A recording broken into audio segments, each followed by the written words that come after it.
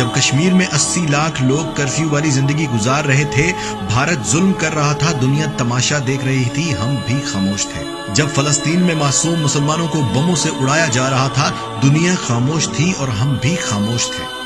جب شام میں ننھے پھول مسلے جا رہے تھے، سمندر کی لہریں معصوم کلیوں کو بہا کر ساحل پر دھکیل رہی تھیں، ہم تب بھی خاموش تھے۔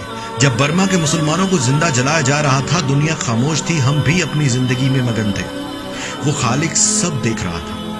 اشرف المخلوقات سے توقع کرتا رہا کہ ظلم روکنے کے لیے کوئی ہاتھ بڑھائے گا، کوئی زبان سے کچھ بولے گا اور کوئی دل میں ہی ظالم کو ظالم کہے گا۔ افسوس کہ ہم نے اللہ کے غضب کو ایسی دعوت دی کہ مظلوم بندوں کی مدد کے لیے اس نے اشرف المخلوقات کو چھوڑ کر ایک وائرس کو بھیجا جس نے پوری دنیا کا نظام اپنے ہاتھ میں لے لیا۔ اب ہم سب خزاں کے موسم میں درختوں کے پتوں کی طرح جھڑ رہے ہیں۔ ہم نے فلسطینیوں کو زہریلی گیس سے سانس بند ہو کر تڑپ تڑپ کر شہید ہوتے دیکھا۔ تماشا سمجھا اللہ نے اس وائرس سے سانس بند کر کے ہمیں مارنا شروع کر دیا۔ ہم بم دھماکوں سے معصوموں کی لاشوں کے ٹکڑے بکھرتے دیکھتے رہے، خاموش رہے۔ اللہ نے اس وائرس سے ہمارے جنازے ویران کر دیے۔ ہم نے عورت کو ننگا کر کے ناچنے پر مجبور کیا۔ اللہ نے ساری دنیا کے مرد اور عورتوں کو ماسک سے پردہ کروا دیا۔ ہم نے زنا کو عام اور نکاح کو مہنگا کر دیا۔ اللہ نے ہمیں سادگی سے نکاح کرنے پر مجبور کر دیا۔ ہم نے بزرگوں کا احترام چھوڑ دیا، ماں باپ کی عزت کرنا چھوڑ دی۔ اللہ نے اس وائرس سے ایک ایک کر کے دنیا سے بزرگوں کو اپنے پاس بلانا شروع کر دیا۔ یقیناً ہم اسی لائق تھے، یقیناً یہی ہماری سزا تھی۔ اگر آپ کو میری باتوں پر یقین نہ آئے تو دنیا کا نقشہ اٹھا کر دیکھیے۔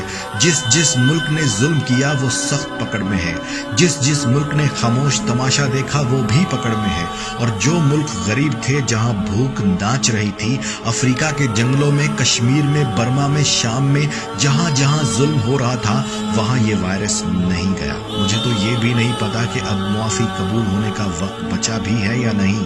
اتنا ضرور سمجھتا ہوں کہ ہم نے حضور پاک صلی اللہ علیہ وآلہ وسلم کا سر شرم سے جھکا دیا۔ سب سے خوبصورت اور قابل مخلوق آج اتنی ناکارہ ہو گئی کہ ظلم کو روکنے کے لیے اللہ کو انسان کی بجائے ایک وائرس بھیجنا پڑا۔ اے اللہ ہمیں معاف کر دے۔